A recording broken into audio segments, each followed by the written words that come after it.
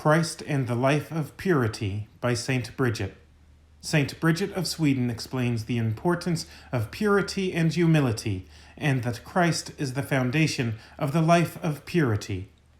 The following Virgo Potens production is a narrated video of chapters 18 to 20 from Book 1 of Prophecies and Revelations by Saint Bridget of Sweden, narrated by Tony Capobianco.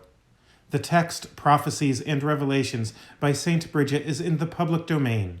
All of the pictures used in this video are also in the public domain. Chapter 18. The words of Christ to his bride about how there should be humility in the house of God, and about how such a house signifies purity of life, and about how buildings and alms should be donated only from goods that are righteously acquired, and about how to restore wrongly acquired goods. In my house should all humility be, which now is completely rejected.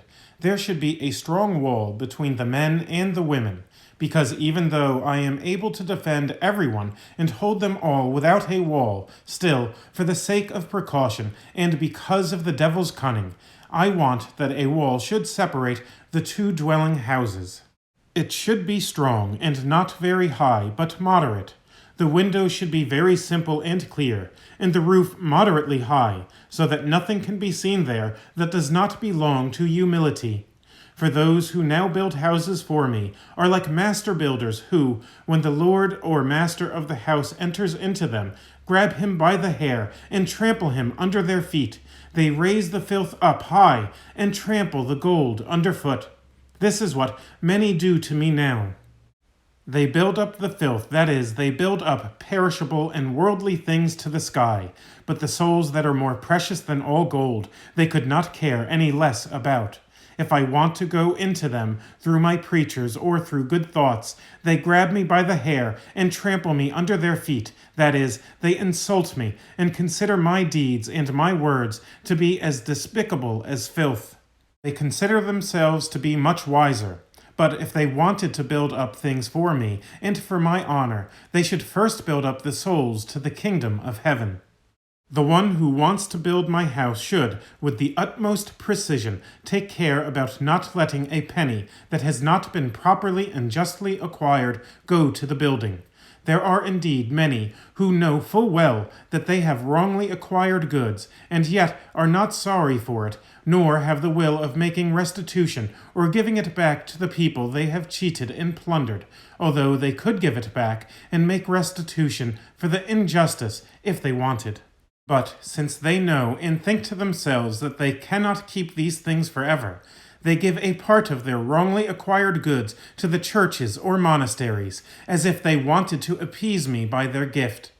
But the other goods that are properly acquired they keep for their descendants. In truth, this does not please me. The one who wants to please me with his gifts should first have the will to better and correct himself, then do the good deeds he is able to do. He should also cry and mourn over evil things and deeds he has done, and then make restitution if he can. And if he cannot, he should have the will of making restitution for the deceitfully acquired goods. Thereafter, he should take great care to never again commit such things. But if it is not possible to find anyone to give back the unlawfully acquired goods to, then he could give it to me, for I am able to pay back everyone what is theirs. If he cannot give it back, but has the intention of humbling and improving himself before me with a broken heart, then I am rich enough to give it back, and I can restore the property of all those who have been cheated, either now in this world or in the next to come. I want to explain to you the meaning of the house that I want to build. This house is the life of purity, and I myself, who created all things and through whom all has been made and exists, am its foundation. There are 4 walls in this house. The first is my justice, by which I will judge those who are adversarial to this house. The second wall is the wisdom, by which I will enlighten the builders of this house with my knowledge and understanding. The third wall is my power, by which I will strengthen them against the temptations of the devil. The fourth wall is my mercy, which receives everyone who prays for it. In this wall is the door of grace, through which all who pray for it are accepted in. The roof of this house is the love with which I cover the sins of those who love me, so that they will not be judged for their sins. The window of the roof, whereby the sun enters, is the thought and consideration of my mercy, and through it the warmth of my divinity is let into the builders of the house. But that the wall should be strong and big means that no one is able to undermine my words or overthrow them. That the wall should be moderately high means that my wisdom can be understood and perceived in part, but never fully. The simple but clear windows mean that my words are simple, yet through them the light of divine knowledge is let into the world. The moderately high roof means that my words shall be revealed, not in an incomprehensible way, but in an understandable way, that one may easily perceive and comprehend. Chapter 19. The words of our God and Creator to his bride about the splendor of his power, wisdom, and virtue, and about how those who are now called powerful and wise sin the most against him. I am the Creator of the heavens and the earth. I have three qualities. I am most mighty, most wise, and most virtuous. I am namely so mighty that all the angels in heaven honor me. The demons in hell dare not look upon me, and all the elements obey my command. And I am also so wise that no one can fathom or understand my wisdom. And I have so great insight that I know all that has been and will come to be. I am thereto so rational that not the least little worm or any other animal, no matter how ugly it may seem, has been made without a cause. I am also so virtuous that all good flows from me as from a good spring, and all sweetness emanates from me as from a good wine. Therefore, no one can be mighty, wise, or virtuous without me.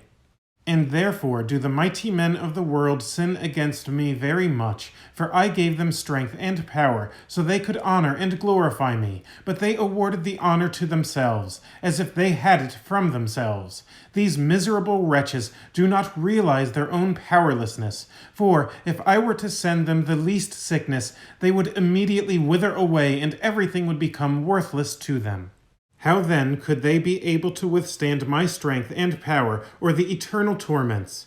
But even more do those who are now said to be wiser than others sin against me. For I gave them mental powers, understanding, and wisdom, so they would love me. But they do not want to understand anything other than that which is, to their own temporal benefit and greed. They have their eyes in the back of their head, and look only to their own lusts and pleasures, and they are so blind in serving me that they do not give thanks to me, who gave them everything. For no one, neither good nor bad, could feel and understand anything without me, although I allow the wicked to turn their will to their desires. Moreover, no one can be virtuous without me.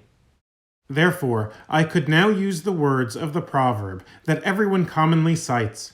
The patient man is despised by everyone. So am I now considered by mankind to be utterly foolish for my patience, and that is why I am despised by everyone. But woe to them when my time of patience is over, and they will come to know my judgment.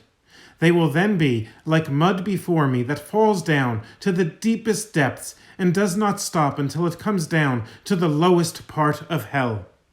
Chapter 20. The virgin mothers and the sons' pleasant dialogue with each other, and with the bride, and about how the bride should prepare herself for the wedding. The Mother of God, the Virgin Mary, appeared, saying to her Son, O my Son, you are the King of glory. You are Lord over all lords. You created heaven and earth and all things in them. Therefore, may your every desire be done. May all your will be done. The Son answered, It is an ancient proverb that says that what a youth learns in his youth, he preserves in his old age. So have also you, my dear mother, from your youth learned to follow my will, and to surrender all your will for my sake. Therefore, you did well to say, May your will be done. You are like precious gold that is laid on a hard anvil and hammered, for you were hammered with every kind of tribulation, and through my suffering you endured more pain than anyone before. For when my heart burst from the violent pain and bitterness on the cross, your heart was also wounded as if by the sharpest steel, and you would have willingly let it be cut into pieces, had that been my will. But even if you had been able to stop my suffering and wished for my life, still you did not want to, if it was not my will. Therefore you did well to say, "Your will be done." Thereafter the Virgin Mary said to the bride of God, "My son's bride, love my son, for he loves you, and honor his saints who stand in his presence, for they are like countless stars whose light and brilliance cannot be compared to any worldly light. Just like the light of the world differs from darkness, yet even more does the light of the saints differ from the light of this world. In truth, I tell you that if the saints were seen in their brightness, as they really are, no human eye could set eyes on them or endure it without losing their sight and life." Thereafter the Son of God spoke to his bride and said, "My bride, you should have 4 qualities. First, you should be ready for the wedding of my divinity, wherein no fleshly lusts are found, but only the most sweet spiritual desire, the one that is becoming for God to have with a chaste soul. The love for your children, your friends, or your temporal belongings should not draw you away from my love. May it not happen to you what happened to those foolish virgins who were not ready when the Lord wanted to call them to the wedding, and were therefore excluded. Second, you should believe my words, for I am the truth, and from my mouth has never anything come but truth, and nobody can find anything other than truth in my words. Sometimes I have a spiritual meaning with what I am saying, and sometimes I expressly mean what the words say, and my words should then be understood as they are, without any interpretation. Therefore, no one can justly accuse me of lying. Third, you should be obedient in order for you to do righteous penance and reparation in all the limbs with which you sinned. For even though I am merciful, I do not forego justice. Therefore, obey with humility and gladness those whom you are charged to obey, so that you do not do even the things which seem beneficial and reasonable to you, if it goes against obedience. For it is better to surrender your own will for the sake of obedience, even if it is good, and to follow the will of your superior, as long as it does not go against the salvation of the soul, or is unreasonable in any other way. Fourth, you should be humble, for you are united in a spiritual marriage. Thus, you should be humble and modest at the arrival of your bridegroom. Your handmaid should be sober and restrained, which means that your body should be abstinent from all superfluous things and well disciplined. For you will become fruitful with spiritual offspring for the benefit and good of many, just as a shoot is grafted onto a dry stem and makes the stem begin to blossom. So through my grace you shall bear fruit and blossom. My grace will gladden and intoxicate you, and the whole host of heaven will rejoice because of the sweet wine I will give you. You must not lack trust in my goodness. I assure you that just as Zechariah and Elizabeth rejoiced in their souls with an unspeakable joy over the promise of a future child, you too shall rejoice over my grace that I want to give you, and thereto others will rejoice through you. With these two, Zechariah and Elizabeth, an angel spoke, but I, the God and Creator of the angels, want to speak to you. These two, Zechariah and Elizabeth, gave birth to my most dear friend John, but I want many sons to be born to me through you, not of the flesh, but of the Spirit. In truth, I tell you, John was like a tube or flower full of sweetness and honey, for never did anything unclean or superfluous enter his mouth, and he never received the necessities of life over the limits of what he needed. And semen never went out of his body, and that is why he can rightly be called an angel and a virgin for the divine life that he lived. End of chapters 18 to 20 from Book 1 of Prophecies and Revelations by St. Bridget of Sweden.